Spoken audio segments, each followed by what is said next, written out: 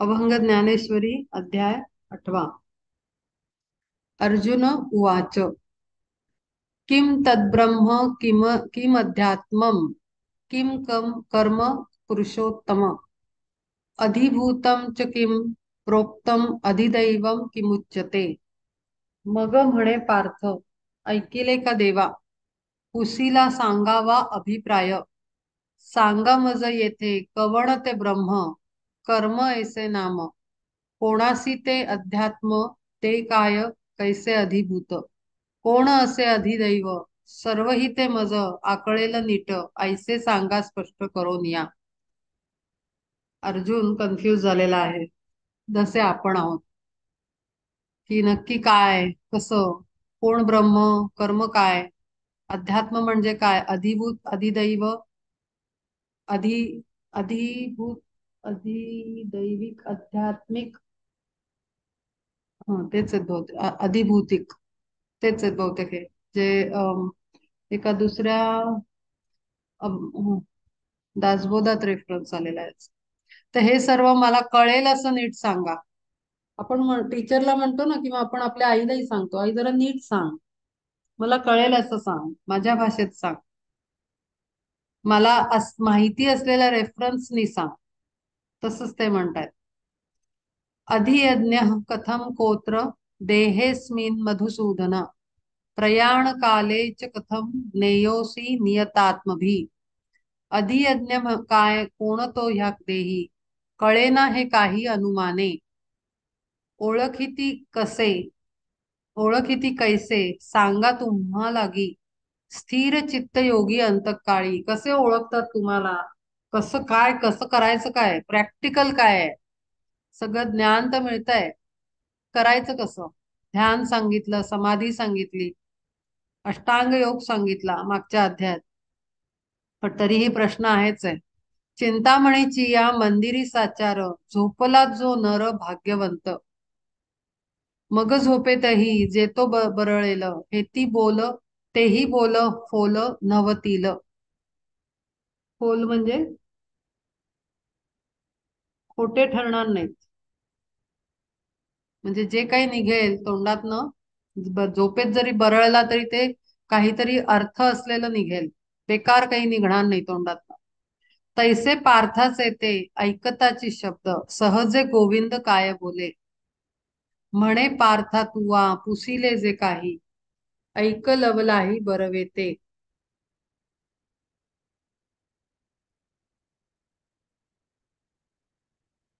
कामधेनूचा तो वत्स धनंजय, ऐसे निसंशय वाटे मज। कामधेनू म्हणजे कोण, आपल्याला माहिती आहे की प्रत्येक इच्छा पूर्ण करणारी अशी कामधेनू। कृष्ण रूपकल्प वृक्षाची सावली, तयासी लाभली निरंतर। आपल्याला गुरुही असाच लाभतो, कृष्ण।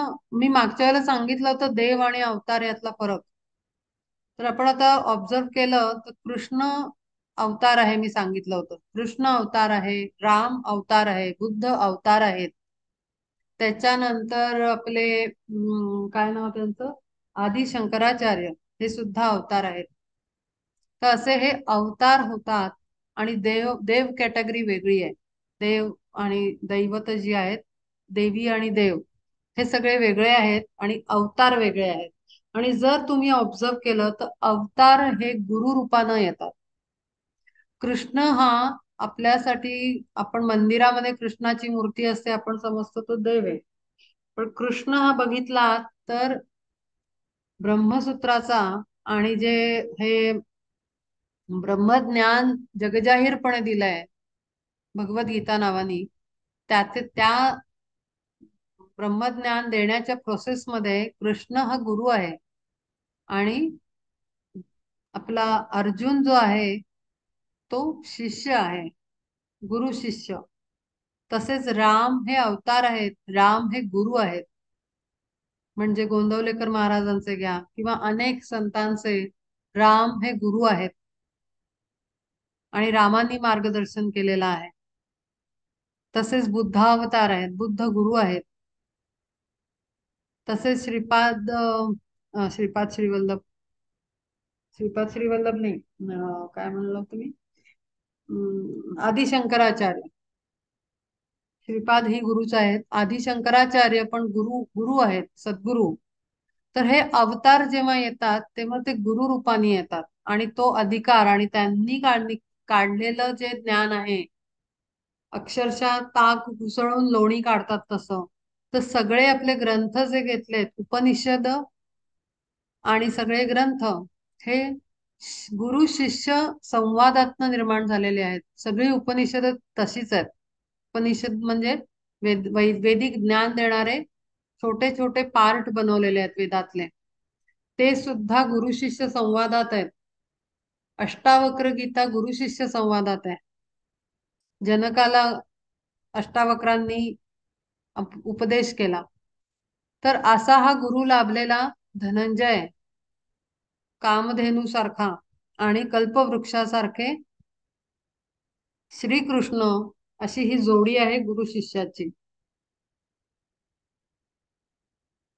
म्हणून सिद्धीस जाती मनोरथ, नवलते येथ असे काही. जेवढे मी आता सांगितले ते सगळे ग्रंथ, इव्हन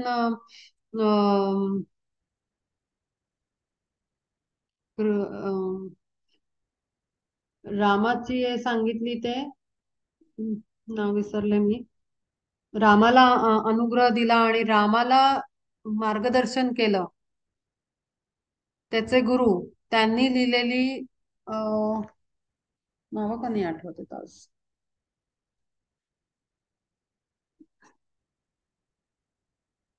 विसरले मी. तर ते सुद्धा, तर त्या प्रत्येक ग्रंथामध्ये इतकं जबरदस्त ज्ञान दिलेलं आहे पूर्णपणे. तर अशी ही पेअर जिथे बसते, योग वसिष्ठ. आता आठवलं, वसिष्ठांनी रामाला उपदेश केला ते योग वसिष्ठ. त्याच्यात सुद्धा म्हणजे जिथे तिथे प्रत्येक ह्याच्यामध्ये ब्रह्मज्ञान दिलेलं आहे, आणि ते सुद्धा डायरेक्ट सोर्सनी. कारण हे अवतार होते सगळे, आणि म्हणून त्यांना तो अधिकार होता, आणि त्या पद्धतीनंच त्यांनी ते शिष्यांना दिलेलं आहे. त्यामुळे खूप पॉवरफुल टीचिंग्स या सगळ्या ग्रंथांमध्ये, उपनिषदांमध्ये आहे. म्हणून सिद्धीस जाती मनोरथ, त्यामुळे सिद्धीस जातात. मनोरथ म्हणजे कोणाचं? तर भक्ताचं आणि शिष्याचं, जो समोर प्रश्न घेऊन बसलेला आहे. त्यांनी जसा प्रश्न विचारावा, त्यांनी काय प्रश्न विचारावा, ही सुद्धा बुद्धी गुरु देतात. आणि कारण का, तर ते जे काही ज्ञान गुरु शिष्यांच्या संवादातनं निर्माण झालेलं आहे, जेवढं काही आपल्याकडे ज्ञान आहे, आपल्या वैदिक टीचिंग्स मध्ये जेवढे काही ग्रंथ आहेत, ते सगळे खूप पॉवरफुल आहेत. आणि कुठलाही ग्रंथ उचलला तरी एकच ज्ञान मिळतं. असं नाहीये की अष्टावक्र गीतेत तुम्ही काहीतरी वेगळंच भलतंच ऐकाल आणि ती टीचिंग्स तुम्हाला भगवद्गीतेपेक्षा वेगळी दिसतील, किंवा योग वसिष्ठात तुम्हाला काहीतरी नवीन ऐकायला मिळेल. अजिबात नाही. सगळ्या गुरूंनी सगळ्या शिष्यांना एकच दिलेलं आहे, आणि सगळ्या भक्तांनी, शिष्यांनी जे प्रश्न उभारलेले आहेत त्या ग्रंथ निर्मितीमध्ये, ते प्रश्न पण सेमच आहेत. सगळं सेम आहे. आपण तो व्हावे जेव्हा कृष्ण भक्त, तेव्हा चित्ते चित्त कृष्णमय. मग रिद्धी सिद्धी सेविका होनी, राबती अंगणी संकल्पाच्या. परी ऐसे प्रेम अर्जुना ठाईच, नांद तसे साच अमर्याद. आणि म्हणून मी सुरुवातीलाच अगदी पहिल्या दुसऱ्या सेशन मध्येच मी पहिल्याच, मला वाटतं मी सांगितलं होतं की अर्जुन बना आणि मग ऐकायला बसा. अर्जुनासारखे प्रश्न निर्माण करत मनात, आता जरुरी नाही आपण, मी बोलत असते आणि तुम्ही ऐकत असता आणि आपण प्रश्न एंडला घेतो, पण असं होऊ शकतं की ह्या सगळ्या प्रोसेसमध्ये तिथे मनात तुमच्या प्रश्न आला आणि पुढच्या लाईनीत कुठून तरी अननोईंगली माझ्या तोंडून त्या परमात्म्याने तुम्हाला उत्तर दिलं. अशा प्रोसेसनी सुद्धा ही सेशन्स होतात. असे आपल्याला अनुभव येतात की मनात प्रश्न आला होता आणि उत्तर मिळालं. कारण का, आपण श्रोता जो असतो तो भक्त बनून बसतो, आणि वक्ता जो असतो तो गुरु बनून बोलतो. म्हणजे काही तो गुरु असतो असं नाही म्हणते मी, त्याच्या तोंडून ती परमात्मा शक्ती बोलते. मग रिद्धी सिद्धी सेविका होनी, राबती अंगणी संकल्पाच्या. मग तिथे सर्व पद्धतीनं सेविका म्हणजे सेवा तुमची केली जाते. मी नेहमी सांगत आले, इतकं समर्पित व्हायचं की आपला पूर्ण लक्ष आपल्याकडे ते परब्रह्म स्वतः देईल. आपल्यासाठी 24 तास आपल्या सोबत असेल. परी ऐसे प्रेम अर्जुना ठाईचं, नांदत असे साच अमर्याद. त्याच्या हृदयामध्ये असं प्रेम होतं अमर्याद, ज्याला ज्याला अनकंडिशनल लव्ह म्हणतो. तिथे कंडिशन नाही, तू मला सांग युद्ध जिंकलं तर हे होईल ते होईल, तू माझा भाऊ आहे मी तुझा भाऊ आहे, हे कुठलेही रिस्ट्रिक्शन रूल्स रेग्युलेशन्स काही नाही तिथे. एक्सपेक्टेशन नाही आहेत. अमर्याद आहे त्याच्या हृदयामध्ये इतकं प्रेम की तिथे काही कशाच्याच मर्यादा नाही, काही शंका नाही, काही डाऊट्स नाहीत किंवा काही रूल्स रेग्युलेशन्स लिमिटेशन्स पण टाकलेले नाहीयेत. असं प्रेम. काहीतरी हवं म्हणून प्रेम नाही करायला पाहिजे. म्हणून तयाच्या कामना सकळ सहजे सफळ होती सदा, आणि म्हणून तो परब्रह्म तुमच्या पूर्णपणे सोबत राहतो. असं काही नाहीये की जो ज्ञान ज्ञान असतं त्याच्याकडे तो कोणतरी स्पेशल असतो, किंवा आपण म्हणतो की हो अनंत जन्मांची पुण्याई आहे, मग अमक्याला जमतंय पण आपल्याला जमत नाहीये.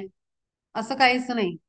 कारण तो परब्रह्म सगळ्यांच्या हृदयात सेमच आहे, कमी जास्त नाही आहे, आणि सगळ्यांना सेमच देत असतो. फरक कुठे असतो माहितीये? एखादा ऐकत असतो, आणि एखादा ऐकत असतो पण विसरत असतो, आणि तिसरा असतो ऐकूनही न ऐकल्यासारखं करत असतो, म्हणजे त्याला ऐकूच येत नसतं कारण त्याचा इंटरेस्ट दुसरीकडे असतो. फरक इतकाच आहे. ते सांगतात सगळ्यांना, ते परब्रह्म सगळ्यांसाठी आहे, समान आहे, कमी जास्त कुठेही नाही. प्रश्न आहे आपण किती अटेंटिव्ह आहोत. जसं क्लासमध्ये, शाळेच्या वर्गामध्ये आपण आपल्या मुलांना म्हणतो, तुला कसं कळलं नाही? त्या वर्गातल्या टॉपर पोरगा आहे त्याला कळलं की नाही? मग तुला का हा कॉन्सेप्ट कळला नाही? तुझं लक्ष कुठे होतं? असं आपण मुलांना बोलतो. पण आपल्या बाबतीत ते इम्प्लिमेंटेशन ऍप्लिकेशन होतं का? की माझं लक्ष कुठे होतं? माझ्या समोरही गोष्टी आल्या असतील, माझं लक्ष कुठे होतं? मी काय करत होतो? मी कशात गुरफटलो होतो? कुठल्या कुठल्या विचारांमध्ये आणि कुठल्या चिंतांमध्ये मी स्वतःला गोवून घेतलेला आहे, रुतवून घेतलेला आहे स्वतःला? कशामध्ये फसलोय मी? माझं लक्ष कुठे होतं? हा प्रश्न जर रोज आपल्याला पडला तर खूप मोठी जागृती होईल आतमध्ये. कारण क्लास सगळ्यांचा सारखाच चालू आहे, स्पेशल नाही आहे. वर्गामध्ये हुशार मुलांना काही कोपऱ्यात घेऊन शिकवत नाहीत. त्यांनाही सगळ्यांसमोर 50 जणांच्या क्लासामध्येच ते सगळं शिकवलं जातं. पिरियड जो होतो अभ्यासाचा, चॅप्टर्स शिकवले जातात, ते काही विशेष करून नाही. पण खास दिलेली सूचना एखादा हुशार लक्ष देऊन ऐकतो, आणि तो 1 मार्काचा प्रश्न जो स्पेशल ठेवलेला असतो तो अशा टिप्स मध्ये असतो, आणि तोच बरोबर टाकला जातो टॉपर काढण्यासाठी.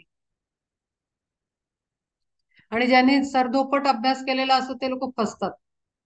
ती जाळी चाळणी मारलेली असते अशी पद्धतीनं स्मार्टली टीचर्सनी पेपर सेट करण्यामध्ये. मग आपण म्हणतो खूप पेपर अवघड आला, अभ्यास पूर्ण झाला नाही असं म्हणा. पेपर सोपाच होता, अभ्यास नव्हता झाला. परी ऐसे प्रेम अर्जुना ठाईचं, नांदत असे साच अमर्याद. म्हणून तयाच्या कामना सकळ सहजे सफळ होती सदा. ह्याची साठी पार्थ निज मनोगत पुसेल निश्चित आपणा ते. आणि म्हणून स्वतःच्या मनातली शंका तो अधिकाराने विचारतोय, कारण त्याच्या सर्व कामना स्वच्छ हृदयाने बसल्यामुळे पूर्ण होत आहेत. करी स्तनपान सानजे बालक तयाची तो भूक माता जाणे. काय ते आपण शब्दे दूध मागे मग पाजू लागे माता त्यासी. तैसे कृपावंत गुरुची ठाई हे तो सर्व काही स्वाभाविक. असो आता ऐका देव सर्वेश्वर काय सविस्तर बोलिला ते. गुरुला आणि मातेला कायम समान उदाहरण दिलं जातं. कारण माता ही खरं तर खरंच उच्च स्तरावर आहे, पण ती कलुषित झालेली माता असते विषयांनी आणि वासनांनी. ती आपल्याला सभोवताली दिसते, ती खरी माता नाही. खरं माता ही गुरु आणि माता एक समान आहेत. तेवढं स्वच्छ शुद्ध व्यक्तिमत्व मातेचं आपल्याला जिजामातामध्ये दिसतं, पार्वतीमध्ये दिसतं. पण आपल्याला तीच तीच पावित्र्यता, तीच पावर आपल्याला सगळ्या मातांमध्ये दिसत नाही. त्याचं कारण का? त्याचं कारण असं की आपल्या लेयर्स मध्येच माता फसलेली असते. त्यामुळे ती राईट डिरेक्शन, राईट गायडन्स देऊ नाही शकत मुलांना. तिला जर क्लॅरिटी असेल तर ती बरोबर पाहून समोर मार्ग दाखवू शकते, जे गुरु दाखवतात आपल्याला, की अरे दगड आहे, आता इथे तुझी टेस्ट होणार आहे, इथे तुझी परीक्षा आहे. तर म्हणून माता आणि गुरुला कायम सोबत उदाहरण दिलं जातं. आता बघूया श्रीकृष्ण परमात्मा काय सांगते.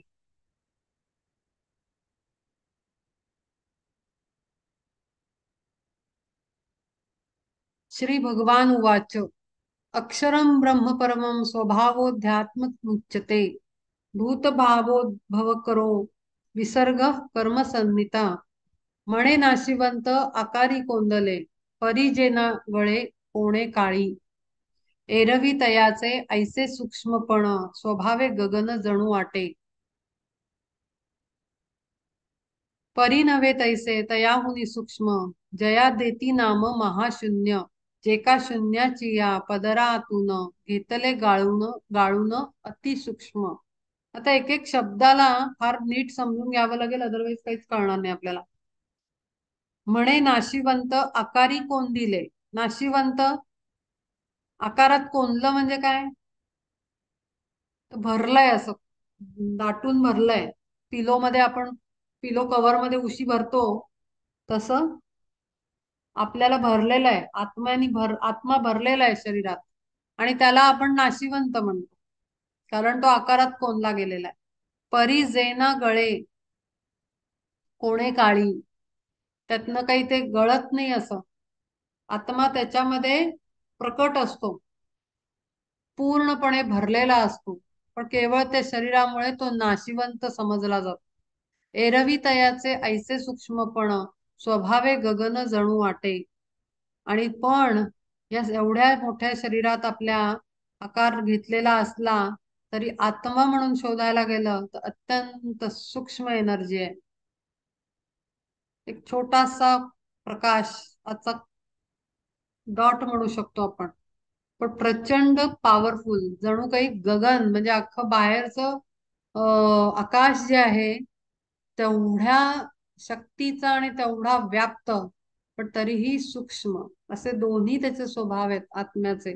सूक्ष्मता पण आहे आणि अनादि अनंत काल असलेला तो सर्वत्र पसरलेला आत्मा जो आत बाहेर आहे. परी नव्हे तैसे तयाहुनी सूक्ष्म जया देती नाव महाशून्य. त्याच्याहुनी सूक्ष्म जे परब्रह्म आहे, शून्य म्हणतात त्याला, नथिंगनेस. ही फार पुढची स्थिती आहे, की पहिले आपल्याला आपल्याला देवस्वरूपात पूजा करायला म्हणून ती मूर्ती पूजा आलेली आहे. मग त्या आकारात बघितल्यानंतर आपल्याला वाटतं हा देव आहे, काहीतरी आहे, शक्ती आहे एक वेगळी. त्यासाठी ती पूजा वगैरे आपण, मूर्ती पूजा वगैरे आपण करतो. मग आपल्याला गुरु पण आपल्याला आकारात लागतात शरीरामध्ये, नाही तर आपण म्हणतो आम्हाला गुरुच नाही. जोपर्यंत समोर आकारात दिसत नाही शरीराच्या, तोपर्यंत आपल्याला खरं नाही वाटत की आपल्याला गुरु आहेत. हो की नाही? म्हणजे काय, त्या आकाराचं इतकं महात्म्य वाढलंय की शून्यात असलेलं महाशक्ती आपल्याला दिसत नाही, पण खरी शून्य अवस्थेत आहे. महाशून्य म्हटलेलं आहे त्याला, नथिंगनेस, काहीच नाही. अशी ती अफाट शक्ती आहे की शेवटी शून्यातच मिसळून जाते. जे का शून्याची या पदरातून घेतले गाळून अतिसूक्ष्म. अतिसूक्ष्म तरी न जाई गळून चाळणी मधून विज्ञानाच्या. पार्था ऐसे जे का सूक्ष्माहुनी सूक्ष्म तेची परब्रह्म ओळखावे. इतकं प्रचंड सूक्ष्म म्हणजे काय? सटल. सूक्ष्म म्हणजे छोटं नाही. इथे सूक्ष्माचा अर्थ वेगळा आहे. सूक्ष्म म्हणजे सटल, अत्यंत प्युअर एनर्जी आहे, जी आपल्याला आकारात बसवता नाही येणार. त्याला त्याला काहीच मोजमाप नाही आहे. सर्वत्र आहे, कणाकणात आहे, अख्ख्या ऍटमॉस्फिअर मध्ये आहे. याला यापेक्षा वर्णन नाही करू शकत जास्त. पण अशी ती अवस्था, अशी ती सूक्ष्मात सूक्ष्म असलेलं महासूक्ष्म म्हणजे प्रचंड शक्ती, जी सर्वत्र व्याप्त आहे या अख्ख्या युनिव्हर्स मध्ये. आणि युनिव्हर्स म्हणजे फक्त आपली काय म्हणतो ती हे नाही आहे. म्हणजे सोलर सिस्टम आहे, आपली एकच सोलर सिस्टम नाही आहे. त्याच्यात आपल्या युनिव्हर्स मध्ये अनेक सोलर सिस्टम्स आहेत, गॅलेक्सीज आहेत, मिल्की वेव वगैरे. तर ते खूप सारे आहेत, एकच नाही आहे. आपल्याला वाटतं आपली एकच पृथ्वी, एकच सूर्य, एकच चंद्र, एकच ग्रह आहेत सगळे. शुक्र, शनी, नेपच्यून, असे अनेक ग्रह आहेत. आपल्याला वाटतं एवढंच आहे जग. ह्याच्या पलीकडे अथांग पसरलेला आहे, असे अनेक युनिव्हर्सेस आहेत. आणि त्या सगळ्याच्या पलीकडे ते महाशून्य, हे सगळं कल्पनेच्या पलीकडे आहे. ब्रह्माचा त्या नित्य सहज स्वभाव, अध्यात्म हे नाव तया लागी. अरे नाही, एक लाईन राहिली. जन्मता आकार न जन्मे त्या संगे, सर्वथान भंगे लोपता तो.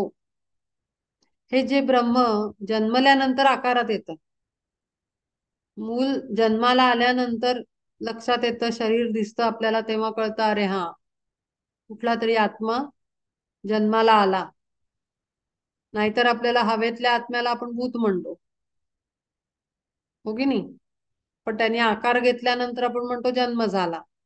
न जन्मे त्या संगे, खरं अजन्मा आहोत आपण, पण जन्मल्यानंतर आपल्याला आकार येतो आणि त्याला नाव वगैरे आपण देतो. पण आपण ना जन्मतो न मरतो. आत्मा फक्त शरीर बदलतो, बाकी काही करत नाही. तो काही मरत नाही आणि जगत नाही, जन्मत नाही नव्याने. आई बदलत राहते अनेक जन्मात, पण आत्मा तोच राहतो. शरीर बदलत राहतं, आकार उकार रंगरूप बदलत राहतं, पण आत्मा तोच राहतो. प्रवास चालू आहे कारण त्याचा. जन्मता आकार न जन्मे त्या संगे, सर्वथान भंगे लोपता तो. तो नाश पावत नाही आणि जन्मतही नाही. ब्रह्माचा त्या नित्य सहज स्वभाव, अध्यात्म हे नाव तया लागी. निर्मळ आकाशी नेणो कैशारीती, मग उद्भवती नाना रंगी. तैसे निराकार शुद्ध ब्रह्मठाई, उद्भवती पाही एकाएकी. महत्त्वादिक भूतभेदे किती, विविध आकृती ब्रह्मांडाच्या. ब्रह्मभूमी माझी आदी संकल्पाचा, अंकुर तो साचा उगवता. ब्रह्मगोलकाचे असंख्य आकार. आदी संकल्प आपण मागच्या वेळेला मी सांगितलेलं आहे. आदी संकल्प म्हणजे त्या आदिशक्तीनं जो संकल्प केला, केवळ एक संकल्प करून ही निर्मिती केली की नाही, आपल्या बरोबर काहीतरी पाहिजे असं करून जी पृथ्वी आणि सगळं युनिव्हर्स तयार केलं अख्खं, नुसत्या एका ओंकारात्मक निर्मिती झाली, एका साऊंड मधनं. तर तो आधी संकल्प आहे की त्याने संकल्प त्याचा येतो की त्याला हवंय अनेक स्वतःला अनेक रूपामध्ये त्याला पाहायचंय, त्याचा खेळ येतो, त्याचा संकल्प आहे, त्याने ते निर्माण झालंय. ज्या दिवशी संकल्प संपेल त्या दिवशी संपून जाईल सगळं, विलयाला जाईल. महाप्रलय म्हणतात त्याला.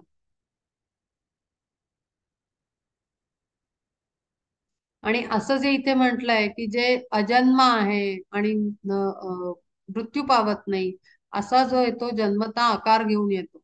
आणि मग असे अनेक होतात. शुद्ध ब्रह्मठाई उद्भवती पाही एकाएकी, नाना रंगी मेघ उद्भवती. निर्मळ आकाशात जसे अनेक हे येतात, ढग येतात, उभे आडवे, छोटे छोटे मोठे मोठे, तसे अनेक रंगरूपाचे माणसं निर्माण होतात असं त्यांनी सांगितलं त्या एकाच ब्रह्मातनं. महत्त्वादिक भूतभेदे किती, विविध आकृती ब्रह्मांडाच्या, ब्रह्मभूमी माझी आदी संकल्पाचा अंकुर तो साचा उगवता, ब्रह्मगोलकाचे असंख्य आकार सवेची साचार प्रकटती, पाहता दिसती तया एकेकात बीजे असंख्यात सामावली, आणि तेथे जीव किती होती जाती तयाची गणती करवेना, मग अगणित आदी संकल्पास ब्रह्मगोलकांश जन्म देती.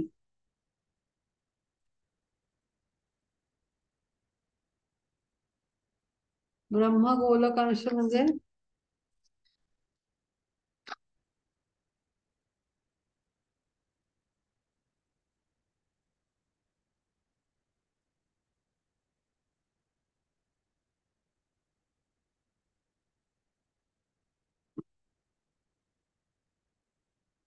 ब्रह्मांडाचे भाग. असो ऐसा वाढे सृष्टीचा विस्तार अर्जुना साचार बहु अस, परी असे परब्रह्मची संचले सर्वत्र एकले दुजे विण, आणि जणू नाना रूपत्वाचा पूर लोटला अपार तया ठाई.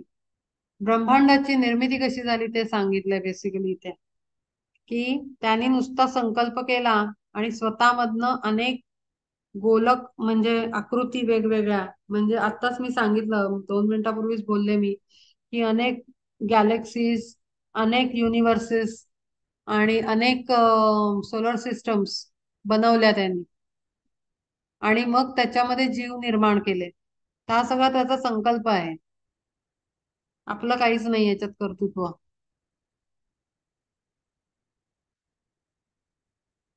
असो ऐसा वाढे सृष्टीचा विस्तार अर्जुना साचार बहु असं, आणि या पद्धतीनं सृष्टीचा विस्तार होत गेला. परी असे परब्रह्मची संचले सर्वत्र एकले दुजे विण, आणि जणू नाना रूपत्वाचा पूर लोटला अपार तया ठाई. अनेक रूप रंग वेगळे वेगळे आकार प्राणी, झाडांमध्ये सुद्धा किती विविध प्रकारची फुलं असतात, पानं असतात, किडे वेगळ्या वेगळ्या रंगाचे, तसं खूप सजून गेली पूर्ण युनिवर्स अख्खं सजलं वेगवेगळ्या जीवांच्या प्रकारांनी. समविषमत्व नेणो कैसे आले अकारण झाले चराचर, पाहू जाता तेथे लक्षावधीसाचे प्रकार योनींचे प्रसवत्या. 4 प्रकारचे जीव आहेत ना, अंडज आणि उद्बीज, असे मागच्या वेळेला आपण बघितले होते, की झाड म्हणजे बीजातनं निर्माण होणारे, अंड्यातनं निर्माण होणारे, डायरेक्ट जन्माला येणारे, असे अनेक प्रकारचे जीव झाले. जीवभावाची जी इतर पालवी तयाची नठावी सीमा कोणा, कैसे कवण आहे प्रसवे सकळ पाहू जाता मूळ शून्य चिते, परी मूळी करता न दिसे सर्वथा शेवटी नसता कारणही. पण या सगळ्याचा करता कोण आहे ते दिसतंय का आपल्याला? नाही, कारण तो शून्य अवस्थेत आहे. तो काही समोर आलेला नाही, अरे मी बनवली ही सृष्टी असं करून तो काही समोर नाही आला आपल्या. हे सगळं सांगण्यासाठी त्यांनी अवतार घेतले, कारण त्याला लोकांना त्याच्या संकल्पाने निर्माण झालेल्या सृष्टीमधल्या सर्वोच्च हायर कॉन्शियसनेस असलेला ह्युमन बिंग आहे, मनुष्य जात आहे. बाकी कोणाला इतकी चेतन अवस्था उच्च प्रकारची कोणातल्याही जीवाची नाहीये, प्राण्यांची नाही, झाडांची नाही, नद्या नाल्यांची नाही, कोणाचीच नाही. माणसाचीच चेतन बुद्धी अत्यंत तेज आहे आणि प्रगल्भ आहे, म्हणजे कॉन्शियसनेस खूप हायर लेवलचं आहे. आणि त्याला ते कळावं सगळं, की हे सगळं काय आहे, कशासाठी आहे, तुम्ही कोण आहात, कुठून आलात, कशासाठी जन्माला आलात, हे सगळं कळावं म्हणून परत त्यांनी अवतारही घेतले. वेगळ्या वेगळ्या काळात, वेगळ्या वेगळ्या युगांमध्ये परत त्यांनी अवतार घेऊन प्रत्येक युगाला, म्हणजे मागच्या वेळेला ह्युमन रेस म्हटलं होतं मी, म्हणजे एक एक बॅच येते, जशी 10वीच्या बॅचेस असतात ना, आपण म्हणतो ना तुमची कोणती बॅच आहे, अच्छा 1989, ठीक आहे, तुमची 19 काय 2000ची, तशा बॅचेस कशा निघतात शाळातनं 10वीच्या, तसे युग येऊन गेली. ह्युमन रेसेस, वेगळे वेगळे जीव जन्माला आले. आणि त्या प्रत्येक ह्याच्यासाठी एक मोठा, त्या अख्ख्या ह्युमन रेस म्हणतात इंग्लिशमध्ये, त्या मानव जातीसाठी प्रत्येक काळामध्ये आलेल्या पूर्ण एक मोठा वर्ल्ड टीचर किंवा एक इन्चार्ज म्हणतो आपण, तसा एक पॉवरफुल हायर बिंग नेमला जातो. खूप खूप वेगळ्या लेवलवर युनिवर्स चालतं, मजेदार. अभ्यास करताना खूप मजा वाटते. आणि खरंच म्हणजे खूप आपल्याला अवेअरनेस येतो की आपण कुठे स्टँड करतोय ते, आणि कितपत व्हॅलिड आहे अशा छोट्या छोट्या ग्रॉस गोष्टींमध्ये इन्व्हॉल्व्ह होणं, अत्यंत नाशिवंत कॉन्सेप्ट मध्ये. तर प्रत्येक ह्युमन रेस म्हणजे मानव जात जेव्हा जन्माला आली, तर पहिली मानवजात नष्ट झाली. आणि पॅटर्नही सेम आहे. दरवेळेस प्रलय आलेला आहे पाण्याचा, आणि त्याच्यात जगबुडी झालेली आहे. आणि जेवढ्यांना ठेवायचंय, ज्यातले प्युअर सोल्स आहेत, ज्यांना पर्पज आहे, काहीतरी ठरलेलं आहे, ते पण तेवढे जिवंत राहतात. आणि मग पुढची निर्मिती होते आणि कम्प्लीट पॅटर्न चेंज केला जातो. खूप मजेदार आहेत या सगळ्या गोष्टी. अशा अनेक ह्युमन रेसेस येऊन गेल्या, आणि त्या प्रत्येकात टीचर्स वेगळे वेगळे होते, ग्रेट बिंग्स, खूप पॉवरफुल ग्रेट बिंग्स. आणि मग त्यांच्या खाली सगळा कारभार बघायला वेगळे वेगळे अधिकारी, आणि त्याला इंग्लिशमध्ये हिरॅर्की म्हणतात. तर त्या पद्धतीनं कारभार चालवतो तो महाशून्य असलेला परब्रह्म, जो स्वतः कुठेही दिसत नाही, विजिबल नाहीये, कुठेही दिसत नाही, गुप्त आहे तो. परिमुळी करता न दिसे सर्वथा, शेवटी नसता कारणही. कळलं? आत्ताच मी बोलले, तो दिसतच नाही. म्हणजे हा असं म्हणता नाही येणार की यानी केलं. शोधत शोधत शोधत रूट पर्यंत गेलं, काहीच नाहीये. देर इज नो कॉज, कारणच नाहीये. माझी कार्य चिते वाढू लागे पार्था, देखे स्वभावता जेणे योगे, कर्त्या विण पाही अव्यक्ताचे ठाई, भासमान होई आकार हा.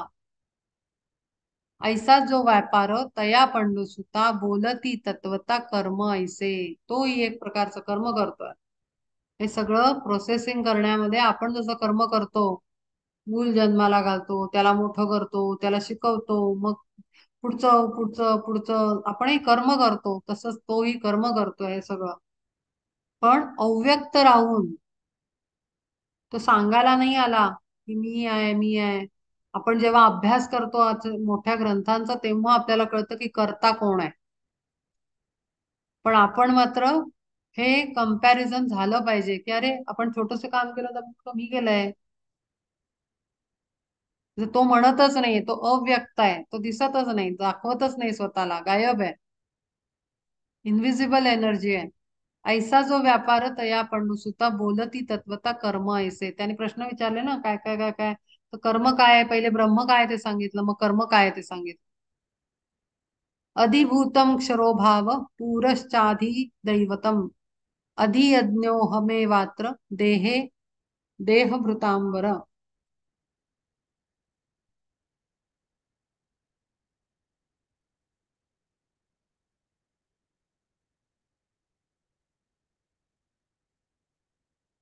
बोलती सर्वथा जया अधिभूत, तेही थोडक्यात सांगू ऐक, नभी अभ्र जैसे होय जाय पार्था, तैसी ज्याची सत्ता लटकीच, पाहू जाता आणि पाहू जाता नाहीच जेसाच, भासे जे उगाच वरीवरी.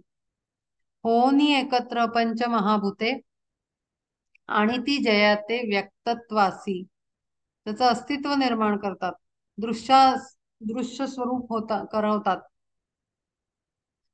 होनी एकत्र पंचमहाभूते, आणि ती जयाते व्यक्तत्वासी. भूतांचा आश्रय करोनी जे असे, संयोगेच दिसे भूतांची या.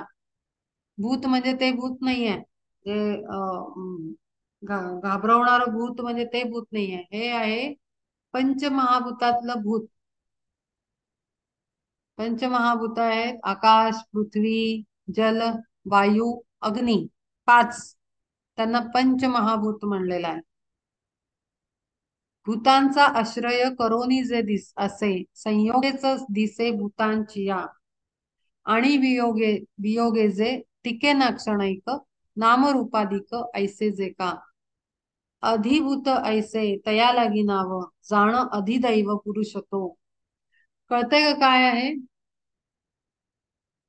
अधिभूत म्हणजे शरीर जे नष्ट होणार असतं. जसं वर म्हटलंय की नभी अभ्र जैसे होय जाय पार्था तैसी ज्याची सत्ता लटकीच. म्हणजे ढग आकाशात येतात जातात गायब होतात. एक सेकंदात आपण बघू, इकडून इकडे बघू तर वरचा मगाशी पाहिलेला ढगाचा वेगळाच आकार असतो, हो की नाही? किंवा कधी कधी खूप वारा असेल तर ते ढग पुढे पुढे निघून जातात, आपल्याला दिसतच नाही, ते गायब झालेलं दिसतं. म्हणजे काय, लटकीच सत्ता आहे, त्याचं अस्तित्व एक क्षणिक आहे.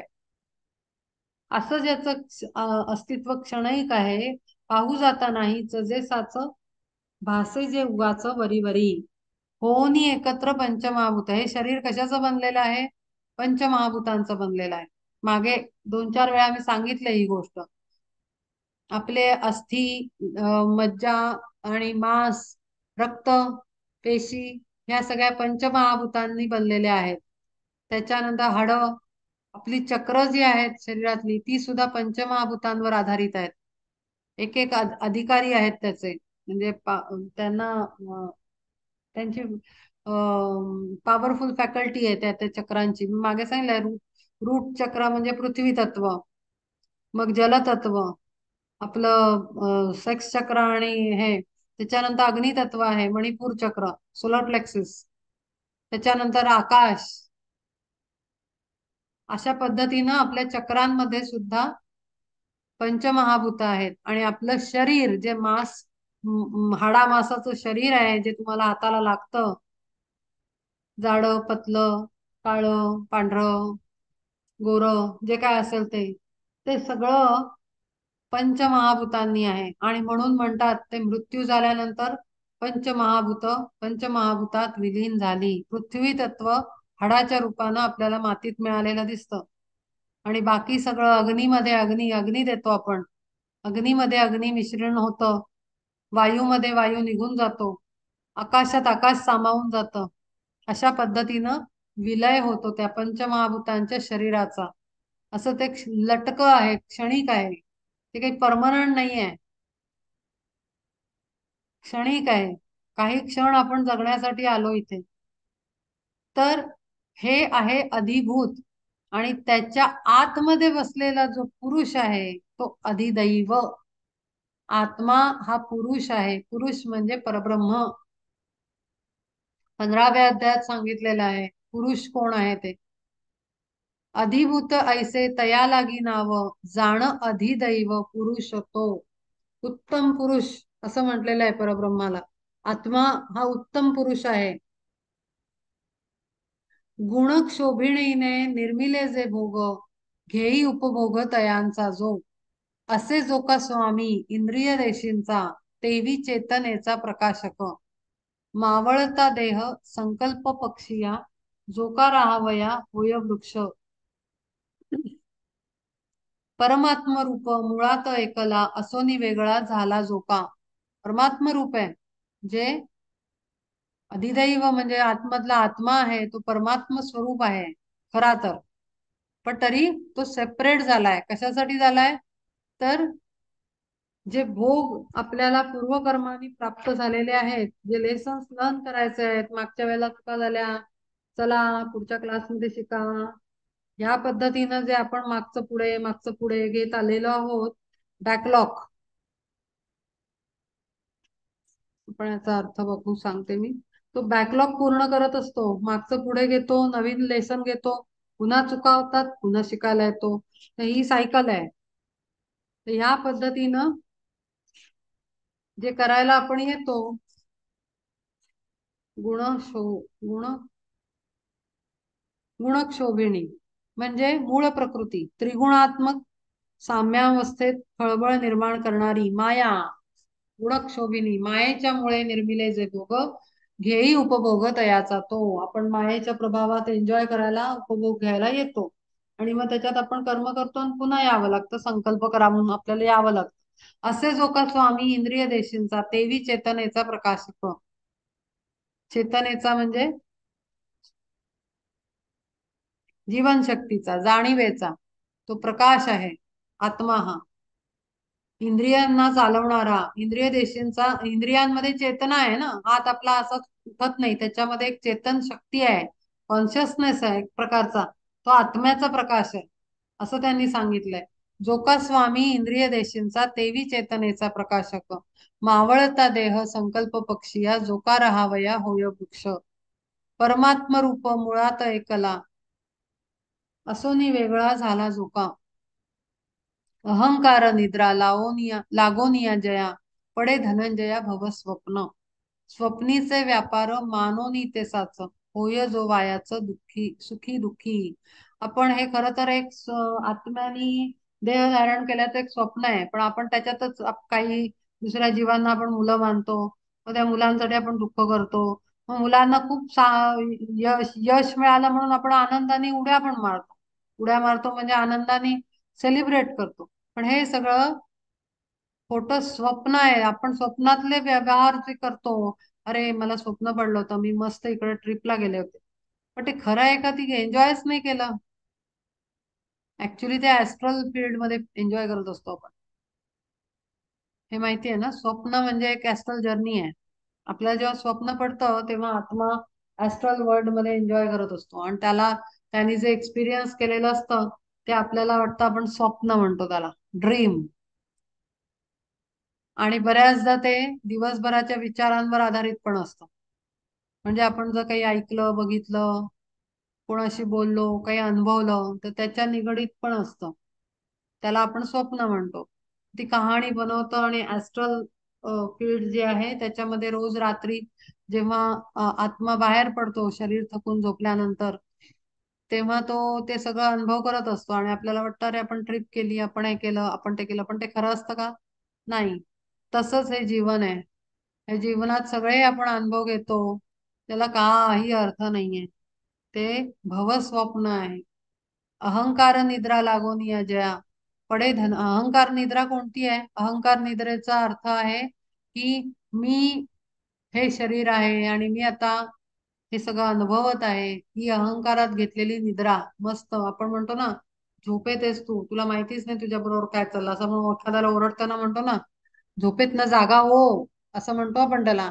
भ्रमात मध्ये राहू नको, खरं सत्य काय ते बघ, उघड्या डोळ्यांनी बघ, डोळे उघड, असं आपण सगळं बोलत असतो.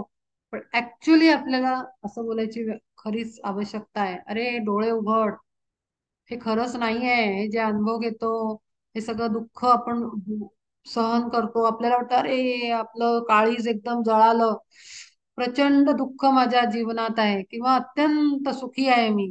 या ज्या काही कल्पना आहेत या सगळ्या स्वप्नासारख्या आहेत. त्या खरं आपल्याबरोबर काही, आत्म्याला त्याच्याशी काही घेणं देणं नाही. हे सगळं शरीराचा मायेच्या प्रभावाखाली असलेला परिणाम आहे पूर्ण. आणि त्याच्यामध्ये कसला अहंकार आहे? मी असल्याचा अहंकार. या देहाला मी जे म्हणतो आणि त्याच्या झोपेमध्ये जे चालतो तो व्यवहार आहे सगळा. जीवन म्हणजे स्वप्नीचे व्यापार मानोनी ते साच, होय जो का वाया सुखी दुःखी. उगीच आपण सुखी दुःखी होत राहतो. कधी सुखात असतात आपले दिवस, कधी दुःखात असतात. जया लागी देती जीव ऐसे नाव, देही अधिदैव तेची जाण. याच्या आतमधला आपण जीव म्हणजे इनकार्नेटेड सोल. जीव म्हणजे इनकार्नेटेड सोल म्हणजे काय? तर आत्मा जेव्हा शरीरात येतो त्याचं नाव बदलतं बरं.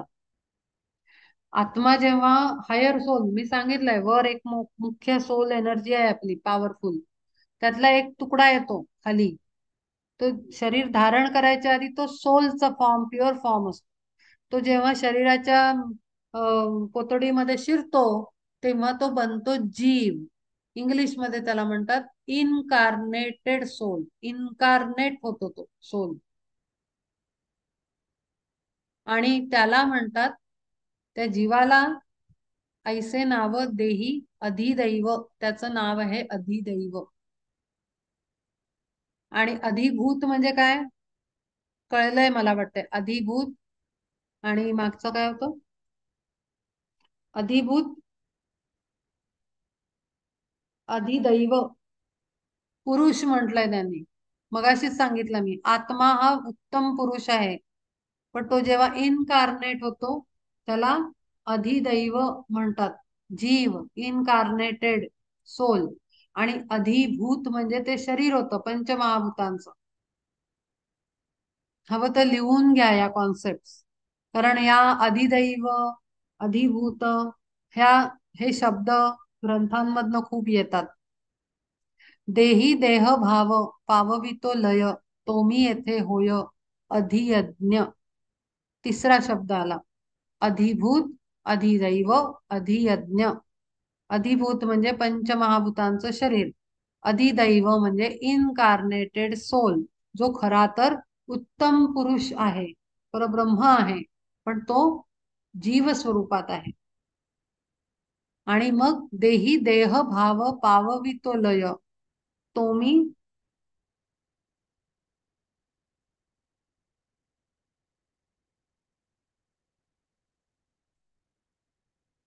तोमी येथे होय अधियज्ञ. जेव्हा मी देह आहे ही जाणीव होते त्याला अधियज्ञ असं म्हटलेलं आहे. तो आपल्याला यज्ञ कर्म आहे आपलं ना. आपण देह म्हणून मी म्हणून कार्य करतो. आणि अधिदैव तेवी अधिभूत, तेही गा समस्त मीचे आहे. सगळंच मी आहे असं म्हणतोय तो. हे सगळं निर्माण करणारा मी आहे. जया लागी देती जीव ऐसे नाव, देवी देही अधिदैव तेची जाण. देही देह भाव पाववितो लय, तोमी येथे होय अधियज्ञ. ज्याचा देह भाव जेव्हा नष्ट होतो, लय पावतो, तेव्हा अधियज्ञ झाला असं आपण म्हणतो. आहुती देतात ना यज्ञामध्ये, तो यज्ञ. आणि अधिदैव तेवी अधिभूत, तेही गा समस्त मीची आहे. लावोनिया कस पाहता चोखाळ, ऐसेची केवळ जे का हेम. हेम म्हणजे सोने. मग हिणा माझी मिळवनिया जाता, नव्हे का ते पार्था डाकलं ग. वस्तुता हेमाचे मळे ना शुद्धत्व, सर्वथा हिणत्व पावे नाते. परिसंबोधावे तया डाकलग, तोवरी संसर्ग किडाळाचा. तैसे ते मद्रूप अधिभूताधिक, धनंजया देख सर्वथैव. परी अविद्येच्या पदरे झाकले, तोवरी वेगळे मानावे ते. आता तो ते का म्हणतायत की इथे सगळं मीच आहे? आधी आपण म्हणलं अधिदैव म्हणजे जीव, अधिभूत म्हणजे शरीर. पण ते म्हणतात सगळंच मी आहे. कधी मी आहे? जेव्हा ते प्युअर फॉर्म मध्ये असतं. म्हणजे आता एखादा डिसिपल आहे, हायेस्ट डिसिपल लेवलचा डिसिपल, त्याच्यासाठी ते शरीरही परब्रह्म आहे, जीवही परब्रह्म आहे, आणि जे कर्म होत आहे ते सुद्धा परब्रह्म आहे. तिथे तो सर्वत्र एकरूप होऊन जातो. लावोनिया कसं पाहता चोखाळ, ऐसेची केवळ जे का हेम. सोन्याच्या बाबतीत तसंच आहे. जर नीटपणे कम्पेअर केलं तर कळेल. मग हिणा माझी मिळवनिया जाता, नव्हे का ते पार्था डाकलं ग. त्याचे दागिने बनवतात तेव्हा त्याच्यामध्ये थोडीशी भेसळ करावी लागते ना. त्याच्याशिवाय दागिना पूर्ण बनत नाही. अख्ख्या प्युअर सोन्याचा दागिना बनणं फार अवघड आहे. त्याच्यामध्ये हे घालतात आणि मग जेव्हा आपण विकायला जातो जुनं सोनं, तेव्हा ते सांगतात इतकं इतकं त्याच्यामध्ये प्युअर सोनं तुमचं गोळा बनवून देतात आपल्याला मेल्ट करून. सांगतात प्युअर एवढं होतं, इतकं इतकं त्यातनं काय ते गेली असं सांगतात. तर भेसळ. तर ती भेसळ जेव्हा होते तेव्हा ते डाकलग म्हणजे डाग दिल्यासारखं होतं ना. ते काही प्युअर सोनं नाही होत, मानलं नाही जाऊ शकत त्याला. तसं आपलं हे आहे. जेव्हा मीपणाचं, अहंकाराचं किंवा आणखीन गोष्टींचं भेसळ होते त्याच्यामध्ये, तेव्हा मग ते खोटं सोनं बनून जातं. म्हणजे शुद्ध नाही राहत. वस्तुतः हेमाचे मळे ना शुद्धत्व, सर्वथा हिणत्व पावईना ते.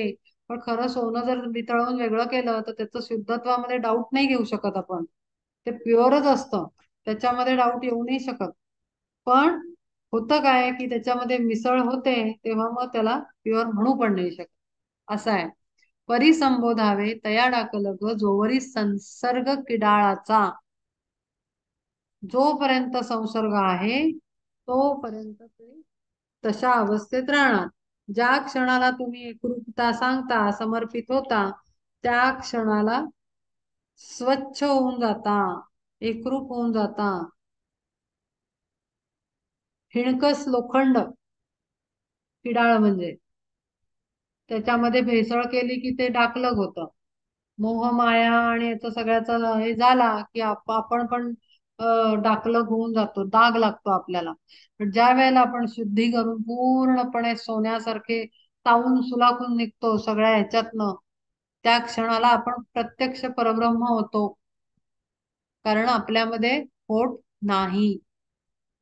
तैसे ते मद्रूप अधिभूताधिक धनंजयाधिक सर्वथैव. असे जे अधिभूत आहेत, देहात असलेले आहेत, ते सुद्धा माझ्याच रूपाचं प्रत्यक्ष स्वरूप आहे. माझ्याच रूपाशी एकरूप झालेले आहेत. परी अविद्येच्या पदरे झाकले तोवरी वेगळे मानावे ते. पण अज्ञानाच्या याच्यामध्ये ते सेपरेट आहेत. मग मी त्यांची जबाबदारी घेत नाही. कारण ते अज्ञानाच्या मध्ये गुरफटलेले, पूर्णपणे सेपरेट झालेले आहेत. त्यांना त्यांचं माझ्याशी काही घेणं देणं नाही. मग इतका हा सटल लेवलचा डिफरन्स आहे पहा. असं बाहेरनं माणूस ओळखता येतं का की हे परब्रह्म स्वरूप आहे, हे सामान्य आहे, हे भरकटलेलं आहे? माणसाला बघून कळत नाही, कळू नाही शकत. ती त्याची अंतरस्थिती आहे आत्म्याची. कृतीमधनं दिसते, पण ते काय प्रत्येकाला आपण एवढं जवळनं बघायला थोडंच जातो. कसा विचार करतो, काय कर्म करतो, काय धारणा आहे आतनं, हे आपल्याला कळत नाही बाहेरनं. परी अविद्येच्या पदरे झाकले तोवरी वेगळे मानावे ते. तोची अविद्येचा फाटता पदर लोपला साचार भेदभाव. कव्हर जे आहे अविद्येचं, अज्ञानाचं, मी आणि माझं, हे अज्ञान आहे. मी करतोय, मी उभं केलं, मी सर्व केलं, माझं आहे, ह्या टाईपचं जेवढं काही आहे ते सगळं फाटलं. म्हणजे त्याला टेअर गेला आणि ते एकदा जीर्ण झालं की मग अव्यक्त अव्यक्तात मिळून जातं. मग एक रूप झाले जाहले आटोन म्हणू तरी दोन होते केव्हा. मग ते सेपरेट होतच नाही, हे लक्षात येतं की अरे नाही, आत बाहेर एकच आहे. करोनिया जैसा केसांचा गुंडाळा तयावरी शिळा स्फटिकाची. ठेवूनिया मग पाहू जाता तेथे जणू ऐसे वाटे भंगलिती. सारिता ते दूर केसाचे गुंडाळे खंडत्व लोपले कोठे नेणो. काय आता सांगे काय लावूनिया डाक सांधिले स्फटिक शिळे लागी. केसांची या संगे भेदलीशी भासे अखंड ती असे मूळ चीच. केस ते बाजूस सारोनी पाहता होती तैसी आता दिसू लागे. तैसा अहम भाव लोपोनिया जाता ऐक्य स्वभावता आधीची ते. देह म्हणजे मी आणि त्यातून निर्माण होणारी सुख दुःख माझी आहे. जोपर्यंत संपत नाही, लोप पावत नाही, तोपर्यंत ऐक्य होणं मुश्किल आहे. आणि ते एकदा झालं की ऐक्य एक क्षणात आहे परमात्म्याशी. ऐसी जेथे लाभे प्रतीतीची खुण. प्रतीती म्हणजे अनुभव. पार्था तोमी जाणं अधियज्ञ. आणि हा जो यज्ञ होतो त्याच्यामध्ये आपल्याला जाणीव होते, सत्य कळतं, तो अधियज्ञ. अग्नीने शुद्ध होतो ना यज्ञामध्ये. उद्देश जायसे सांगले ते तू सांगितले तुझ यज्ञ हे कर्मज सकळही. तोही सकळही जीवांचा विसावा ब्रह्म सौख्य ठेवा अधियज्ञ. करोनी उघड परीच तेची आता दावी तसे पार्था तुझ लागी. आता ते कर्म समजावून सांगतात. आधी वैराग्याचे घालोनी इंधन अग्नी पेटवून इंद्रियांचा. कसं करायचं ते सांगतायत. इंधन कशाचं घालायचंय? तर वैराग्याचं. लिमिटेशन कशाचं? तर थांबायचं कुठे इंद्रियांना माहिती पाहिजे. वैराग्य म्हणजे थांबायचं कुठे, डिसर्नमेंट, विवेक. ते इंधन घातलं की मग लावून द्यायची आग इंद्रियांना. कामाला लावायचं म्हणजे आग लावायची म्हणजे अग्नी पेटवायचा म्हणजे इंद्रियांना कामाला लावायचं. पण त्याच्यामध्ये इंधन काय असेल, त्यांना लिमिट माहिती असेल, मर्यादा, थांबायचंय कुठे, तोपर्यंतच तो अग्नी इंद्रियांचा पेटता राहील. जिथे पाहिजे तिथे मालवता आला पाहिजे इंद्रियांना. शब्दादी विषय द्रव्याची या तयात आहुती धनंजया, मग वज्रासन भूमी सारवण सर्वथा करोन घेती शुद्ध. शब्दादी विषय आहेत त्यांची आहुती द्यायची, आणि मग वज्रासन भूमी सारवण सर्वथा करोन घेती शुद्ध. आधार मुद्रेची वेदिका बरवी रचिती मांडवी शरीराच्या. आता त्यांनी ते मागच्या वेळेला सांगितलंय सगळं साधना कशी करायची ते. भूमी सारवून घेऊन व्यवस्थित वज्रासनात बसून पुढची साधना करायची सांगितलंय. आधार मुद्रा वेदिका बरवी रचिती मांडवी शरीराच्या. मांडवी म्हणजे शरीर मंडपामध्ये आधारभूत अशी वेदिका मांडून आधार मुद्रा, तेथेच संयमाच्या अग्निकुंडी जाणं. इथे कसा अर्थ सांगतो म्हणजे कळेल. मूळबंध, आधार, आधार मुद्रा म्हणजे मूलबंध लावायचा म्हणजे काय, खालून मूलाधार चक्रामध्ये बंद म्हणजे रोखून घ्यायचं. एक पद्धत आहे योगाची, आसन आहे ते मूलबंध, प्राणायाम आहे तो. तो लावायचा आणि आसन मांडून शरीराला स्थिर करायचं. तेथे संयमाच्या अग्निकुंडी जाणं. त्रिबंध साधन मंत्र घोषे. इंद्रिय द्रव्याच्या विपुल आहुती देवोनी करीती यजनते. मग मन आणि प्राणाचा संयम हे जे सर्वोत्तम होमद्रव्य. तेणे समारंभे करीती संतुष्ट धूमविरहित ज्ञानाग्निते. ऐसे सकळ ही द्रव्य हे संपूर्ण होता समर्पण ज्ञाना माझी.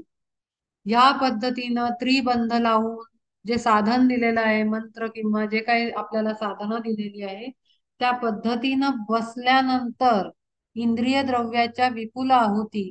इंद्रियांची आहुती म्हणजे काय, तर तुम्हाला एक एक इंद्रियाला कंट्रोलमध्ये आणावं लागतं. आहुती म्हणजे काय, बंद नाही करायचे आपल्याला ते, पण त्यांना एक लिमिटेशन मध्ये आणि एक सिस्टमॅटिक हार्मनी मध्ये आणायचं आहे.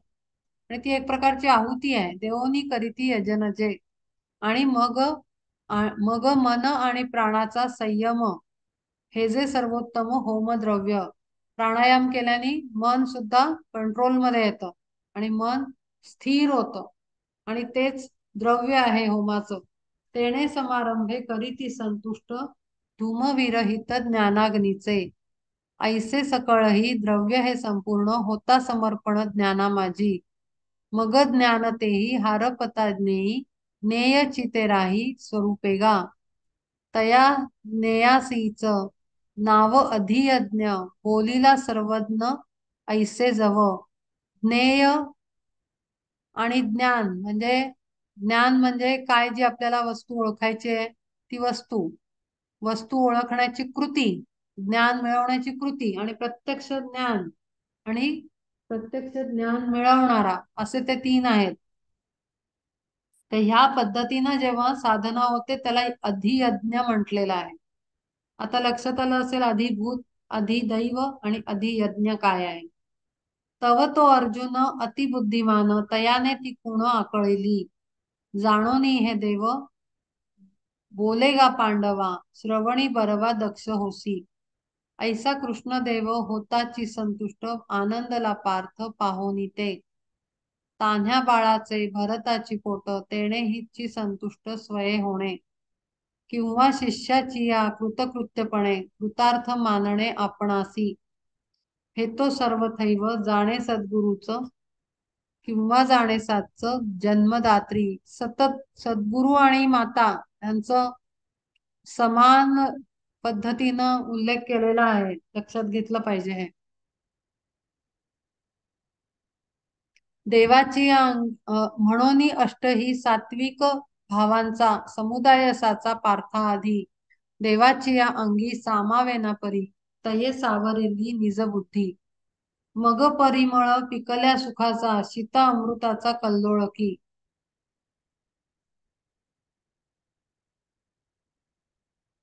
तैसा तो कोमल आणि सुरसाळ बोलिला गोपाळ तेथे बोल म्हणे तुझा ऐसा सर्वश्रेष्ठ श्रोता नाही तुझा पार्था येथे कोणी पूर्ण तयारीनं अर्जुन बसलेला आहे त्यामुळे श्रीकृष्ण परमात्मा ही खुश आहे की शिष्य पण योग्य सापडला आहे आपल्याला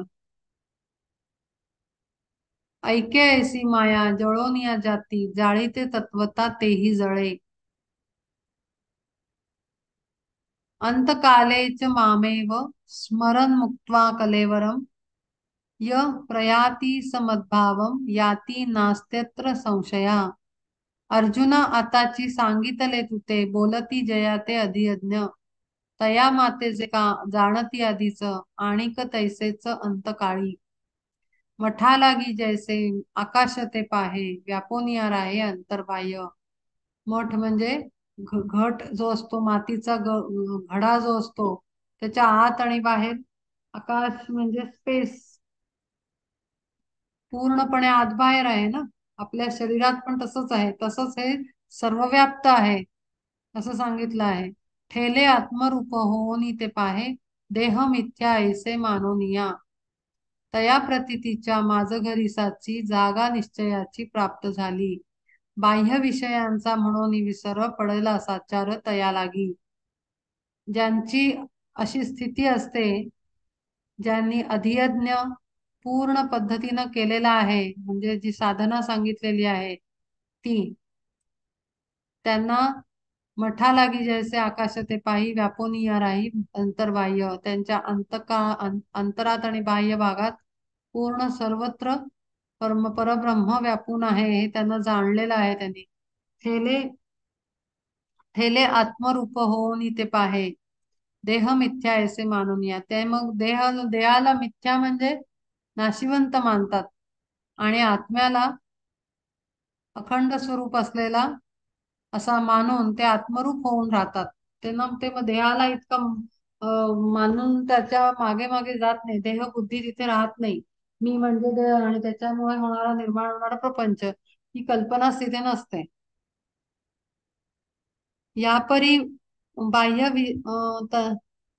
तया प्रतीतीच्या माझं घरी साची जागा निश्चयाची प्राप्त झाली आणि मग प्रचिती येते म्हणजे अनुभूती येते आणि मग निश्चय होतो आत्मधन की जे प्राप्त झालंय त्याच्यावर दृढ श्रद्धा बसते आणि पक्केपणा येतो आतमध्ये की आपण चुकत नाहीये याची खात्री पटते कारण अनुभव यायला लागतात बाह्य विषयांचा म्हणून विसर पडला साचार तया लागी ह्या परी सबाह्य भोगोनी एकता होऊनी राहता मद्रुपते बाहेरी पाचही भूतांची खवले गळता न कळे तयासी ते असता देहाचे आता उभेपण तयाचे तो भान नाही जया त्यांना मग काही फरक पडत नाही भूतांचे पंचमहाभूतांचं आवरण आहे नाही अवस्था काय आहे इंद्रिय काय आहे काही त्यांना पत्ता लागत नाही म्हणजे फार ते त्याच्यात रमत नाहीत या साऱ्या गोष्टींमध्ये असता देहाचे आता उभेपण तयाचे तो भान नाही जया पडता तो देह तयाचे साकडे काय तरी पडे तया लागी उभं काय आहे म्हणजे काय जिवंत आहे आणि आडवं पडलं म्हणजे काय मेलं काय जमिनीवर पडलं काय त्यांना काय फारसं दुःख नाही कारण भीती नाही की आता मी मरणार वाटतं आता माझ्या मागे कसं होणार लोकांचं मुलांचं कसं होणार ह्याचं कसं होणार त्याचं कसं होणार प्रॉपर्टीचं कसं होणार काही चिंता नाही उभा राहायला काय देह आणि आडवा झाला काय कशाचं साकडं त्यांना काही पडलं नाहीये काही चिंता नाहीये म्हणून तयांची स्वरूपानुभूती ढळे ना कल्पांती धनंजया स्वरूप अनुभूती जी आहे एकच स्वरूपता जी जाणवते त्यांना ती एक क्षणही हटत नाही त्यांच्या हृदयस्थानातनं एकरूप होऊन जातात ते त्यांना जे शांत होतं मन कारण माहिती होतं की आपण काही मरत नाही जगत नाही जर्नी आहे हा हे सगळं अवेअरनेस आल्यानंतर मनाला शांतता येते तिथे ढग राहत नाहीत, क्लाउड्स राहत नाहीत, क्लॅरिटी येते. ऐक्य रसाचीच जणू ती ओतली, हृदय घातली नित्यतेच्या. साम्य रस्याची या सामरस्याची या जणू सागरात काढिली निभ्रांत धुवून ती. म्हणून कामक्रोधादी सकळ म्हणून या कामक्रोधादी सकळ तेथे मनोमळ राहतीना. अथांग उदकी बुडताची घट उदक त्यात बाहेरही. मग दैवगत्या पावता तो भंग भंगते का सांग उदकते. उदाहरणं दिलेली आहेत की अथांग उदकी बुडताची घट. आपण पाण्यामध्ये एखादी कळशी बुडवली तर पाणी काय होतं, पाणी आतमध्ये भरतं बाहेरही असतं, तलावातही पाणी असतं कळशीतही पाणी असतं. पण मग त्यामुळे काही पाणी फाटलं आणि वेगळं वेगळं झालं का? नाही. त्यातलं जास्त भरलेलं गळ्यापर्यंत वरच्या तोंडापर्यंत असतं, आपण तसंच थोडस कलंडतो आणि ते वरपर्यंत आलेलं पाणी थोडस आणखीन तलावात ओतून देतो आणि बाकीचं पाहिजे तेवढं घरी घेऊन येतो. पण त्याच्याने काही फरक पडत नाही ना, पाणी एकच असतं. तेच जर मातीचं ते असेल भांड, ते फुटलं तर ते पाण्यात पाणी मिसळून जाणार, खाली पडून नदीमध्ये तलावामध्ये वापस जाणार ते. मग त्याच्यात काही फरक पडतं का, भंगतं का ते? तर नाही, उदक भंगत नाही. हा आकाश भंगत नाही. उष्मा होता कोणी वस्त्र केले दुरी, टाकिली ना तरी कात सरपे. तरी सांग आता सांग अर्जुना साचार, भंगले शरीर काय तिथे. तैसा नाशिवंत मिथ्या हा आकार, पावला साचार जरी लोप. आकार जो शरीराचा आहे तो आकार आहे, जाड पतला, मगाशीच मी सांगितलं वेगळ्या वेगळ्या प्रकारचा, बुटका उंच. हा शरीर एक एक आकार आहे, तो नासला म्हणून काय झालं? आत्मा तर अजरामर आहे, तो मरत नाही, तिचं दुःख करायचं नाही. मरत ते शरीर. आता बुद्धी त्याची जाहली निजांगे, तरी कैसी डगेत अंतकाळी. म्हणून अंतरी अंतकाळी मज, जाणोनी सहज इशारिती. राहोनी सावध सोडिती जे देह, होती निसंदेह मद्रुपते. मृत्यू काळी परमात्म्याला आठवणं फार आवश्यक आहे, अत्यंत. आयुष्यभर भले माळ जपली आणि शेवटच्या क्षणी मुलं दिसली तर काय उपयोग नाही. सगळं आयुष्यभराचं केलेलं खतम, एंड. लास्ट मोमेंटला काय थॉट येतात, लास्ट स्टेज मध्ये, ते खरे महत्वाचे आहेत. आणि म्हणून ते सांगतात की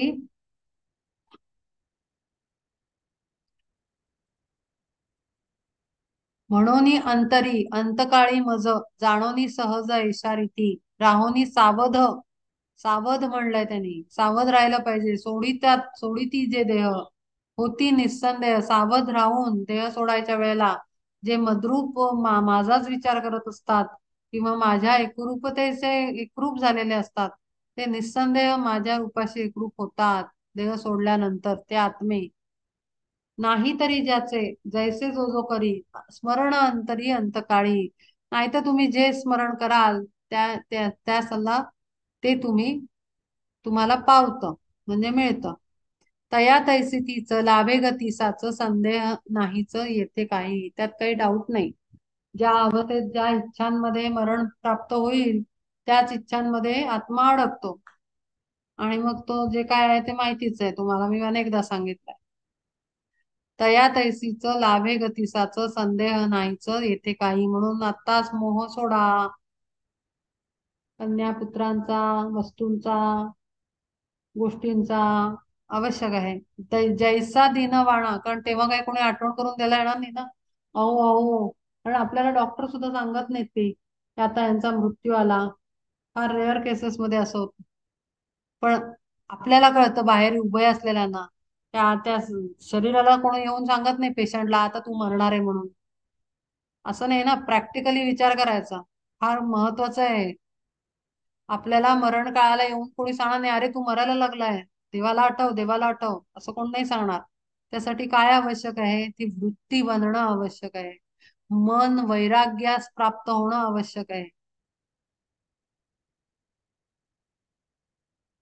फार क्लिष्ट आहे हे सगळं.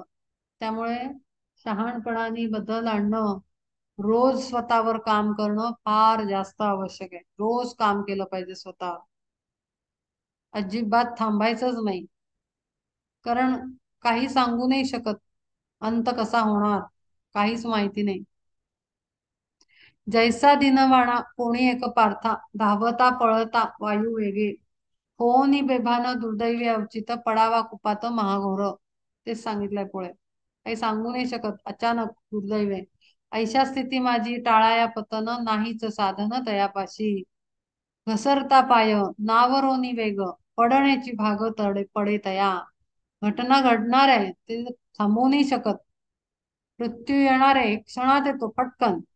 तिथे थांबवू नये, अरे थांब थांब मला विचार करू दे काय ठरवलंय, असं नाही होत तिथे काही. त्यामुळे वृत्ती त्याच्यात निमालेलीच हवी.